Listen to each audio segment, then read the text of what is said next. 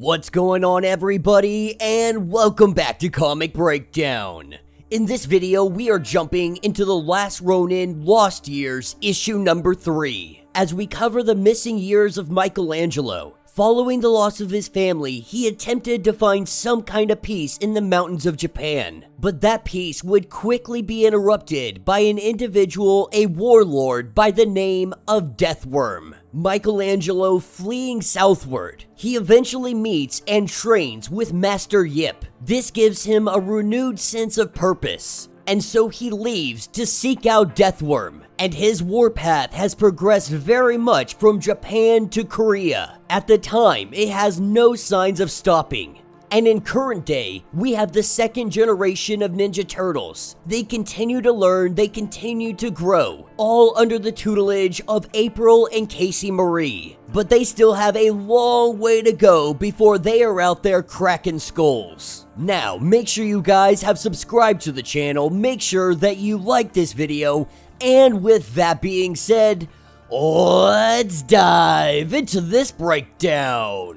Alright gang, so this story starts us off in Inner Mongolia. Back in the day, we have Michelangelo, who has bodies around him. All of these guys are knocked out, but he also has what appear to be little darts coming out of his head. In this attack, something happened to him. Something very severe. And this has caused Michelangelo to lose his eyesight. With the Last Ronin blinded, we are picking up back in present day. We have April, who is currently making food for all of the turtles. One of them hungry, one playing video games, one listening to music. As the meal is prepared and put to the table, this is when Yip comes into the room, and she has just recently cut herself. You see, she was working in April's garage when she shouldn't have been, trying to splice some wires together. Now our young turtle is fearing that she might die. But April tends to the wound, letting the kid know that you're not gonna die, that this is nothing more than a small cut. This is when April goes on to say that you really shouldn't be in there without me. As Yip's hand gets bandaged up,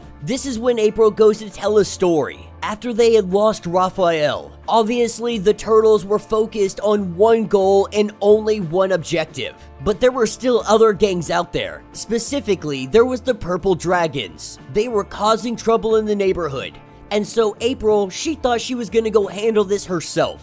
But in doing so, she gets herself caught up. Recognizing how much trouble she was truly in, she quickly saw that she wasn't alone. When the turtles and Casey all showed up, they gave these guys a beatdown. And all of these stories that April and Casey Marie have been telling them, it's really just life lessons to help them understand what not to do and what to do. You see, April's heart was in the right place, but her mind and body, they weren't quite ready for the job at hand. She still needed help, and that was okay. Going on to tell them that there was nothing wrong with trying to do your own thing, but it is easy to get ahead of yourself sometimes when you do, especially if you run in blind. And so as the turtles grow, as the turtles learn, we are taken back to Inner Mongolia. Michelangelo now blinded. They prepare the ropes. Him unable to see, he cannot fight them off. They are able to subdue him, hit him in the back of the head, knocking him out.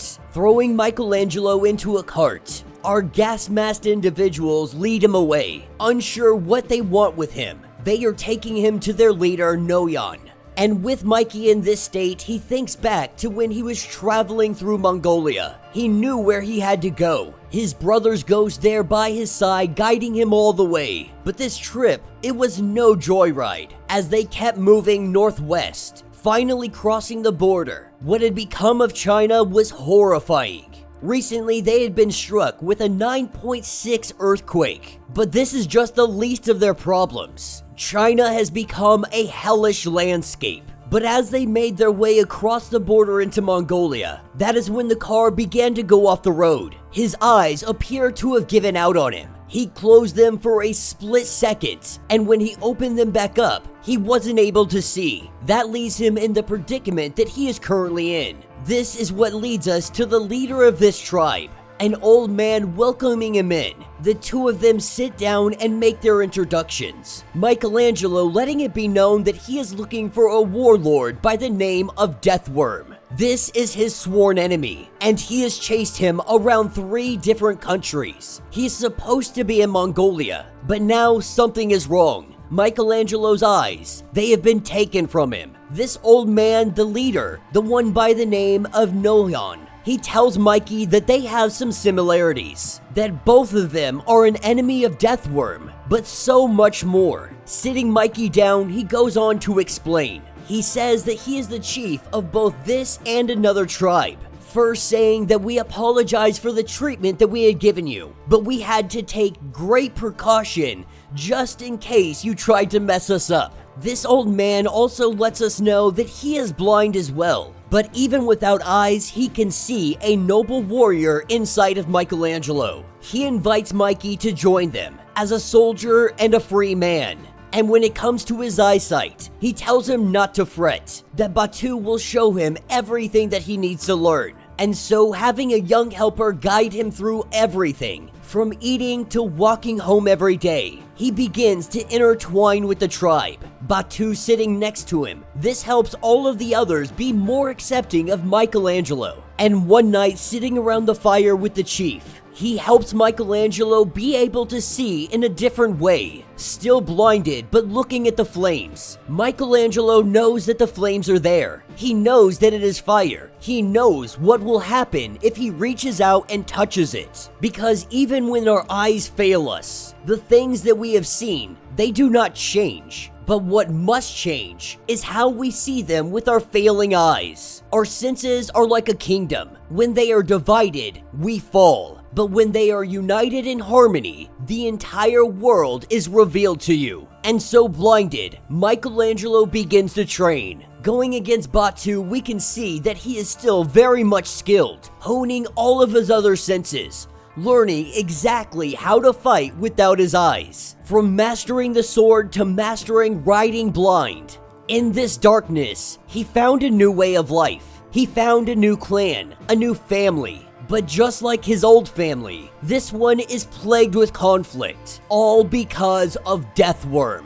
Batu goes on to explain how they have been seizing weapons. They have been trying to take away the weapons of the enemy, from guns to tonfas. This is where Michelangelo finds a weapon that he finds very interesting, almost as if there is a glowing flame coming off of these things. He practices, and he becomes very efficient at using these weapons. After his training this evening, that's when he decides to go take a dip into the lake. With so much going on, his senses going haywire ever since his eyes are gone. Deep in the depths of water is where he really gets that absolute silence. And so down here in the water as he talks to his brothers, that's when bullets start whizzing by. That moment of silence is quickly broken up because Deathworm's army has arrived, laying pillage to everything. We watch as everybody falls, guns cocking, guns firing. Mikey can hear all of it, and he moves through the crowds, being able to dodge bullets, taking guys down.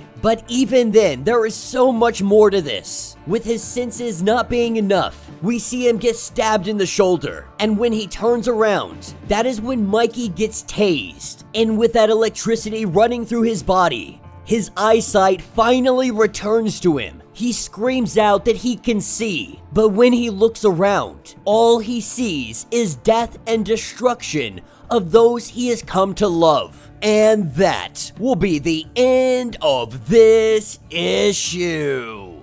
So let me know what you guys think down in the comments. This issue hugely focused on Michelangelo. While we got a little bit of information about the young turtles, really they're just learning life lessons. They're learning what every young child should really learn about, the do's and don'ts of life. And so while Casey Marie and April, they work hard away at trying to make the next generation of turtle, we are really picking up with Michelangelo losing his eyesight. Not sure if this was a stroke of destiny or something else, but losing his eyesight, it only made him sharper. That of course is after a good amount of training. And he found somewhere that he was actually happy. He found a people that accepted him, that brought him in, that trained him, that helped him understand that losing his eyesight wasn't the end of the world. that this was just the beginning of a new adventure. And just when things were looking their brightest, that is when Deathworm came for them, burning the buildings and killing the people. Mikey's eyesight finally returned, but the only thing that he could see was destruction. And so now Mikey, captured by the forces of Deathworm, his confrontation with this warlord is about to come to an end. So let me know what you guys think. Let me know your thoughts. Let me know your theories. If you would like to get completely caught up on everything going on with The Last Ronin, be sure to check out the link in my description as well as the top of this video. It will get you completely caught up on everything going on with this story. If you would like to support the channel, you can always do so by joining the channel membership. Much like Patreon, having multiple different tiers, from $1 to $50, from loyalty badges to comics every single month. Not only are you helping out the channel tremendously, but you are getting tons of perks in the process. If you are unable to do this, do me a favor, subscribe to the channel, like this video, hit that notification bell, and with that being said, until the next breakdown.